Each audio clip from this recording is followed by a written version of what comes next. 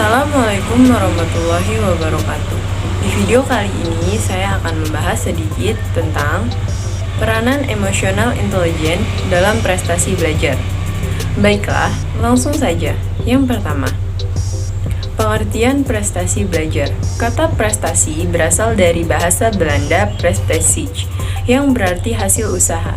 Dalam Kamus Besar Bahasa Indonesia, prestasi belajar didefinisikan sebagai hasil penilaian yang diperoleh dari kegiatan persekolahan, kegiatan yang bersifat kognitif, dan biasanya ditentukan melalui pengukuran dan penilaian.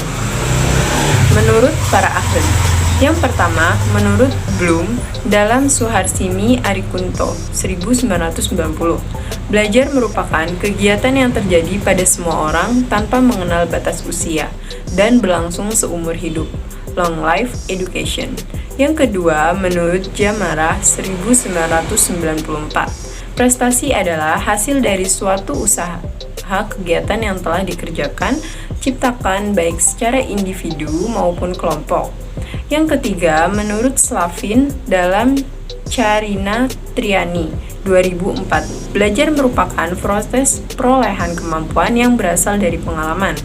Yang keempat, menurut Gajne dalam Catarin Triani 2004, belajar sebuah sistem yang di dalamnya terdapat berbagai unsur yang saling terkait sehingga menghasilkan perubahan.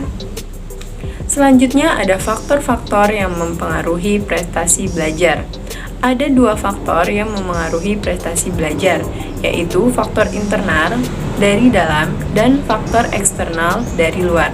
Faktor internal, yang pertama ada faktor inteligensi. Inteligensi dapat diartikan dengan kemampuan untuk mencapai prestasi belajar. Setiap orang tentu kemampuan, namun terkadang kemampuan itu tidak terlihat karena orang tersebut tidak mampu menampakkannya. Yang kedua, ada faktor minat, yaitu rasa kecenderungan dalam diri seseorang untuk merasa tertarik terhadap suatu tertentu. Yang ketiga, ada faktor fisik dan psikis. Keadaan fisik berkaitan dengan keadaan pertumbuhan dan kesehatan jasmani, sedangkan psikis lebih berhubungan dengan mental batin seseorang. Selanjutnya yaitu faktor eksternal. Yang pertama ada faktor guru. Guru yang membimbing, melatih, dan mengembangkan kegiatan belajar siswa. Jadi, bagaimana cara guru mendidik anak muridnya juga berpengaruh terhadap prestasi belajar anak didiknya. Yang kedua, ada faktor keluarga. Keterlibatan orang tua sangat berpengaruh terhadap prestasi belajar anaknya. Hal ini dikarenakan anak lebih banyak menghabiskan waktu di rumah.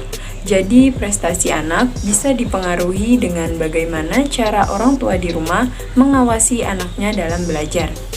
Yang ketiga, ada faktor sumber belajar. Sumber belajar siswa yaitu berupa media atau alat bantu belajar yang digunakan oleh siswa dalam proses pembelajaran. Setiap anak memiliki kriteria yang berbeda-beda.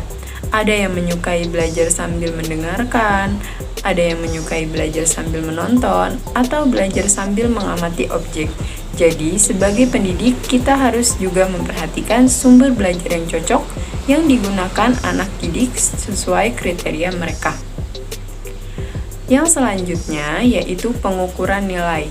Menurut Syaifuddin Azwar menyebutkan bahwa ada beberapa fungsi dari penilaian pendidikan. Di antaranya, penilaian berfungsi selektif. Penilaian ini merupakan pengukuran akhir suatu program yang hasilnya akan dipakai dalam menentukan apakah siswa ini lulus atau tidak dalam program pembelajaran tersebut. Yang kedua, ada penilaian berfungsi diagnostik.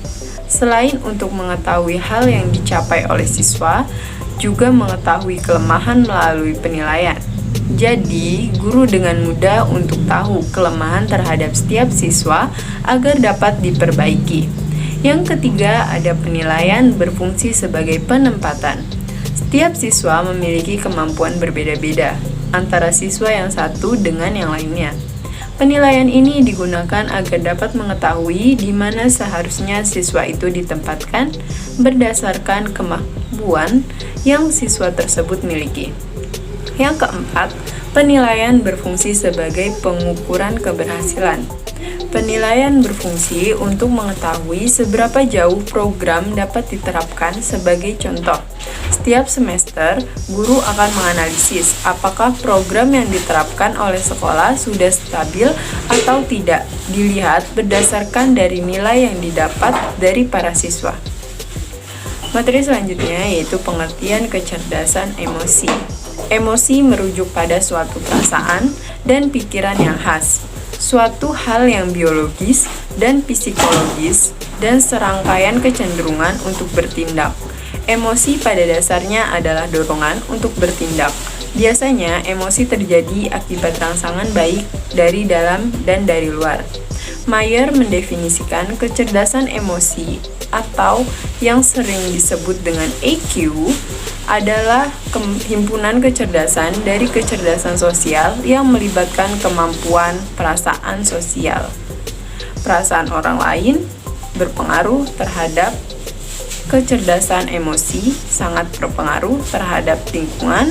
Kecerdasan emosi bersifat tidak tetap atau dapat berubah waktu ke waktu. Jadi, kecerdasan emosi adalah kemampuan seseorang dalam mengatur emosinya yang dapat berubah-ubah. Komponen kecerdasan emosi. Yang pertama, mengenali emosi diri sendiri dan emosi orang lain.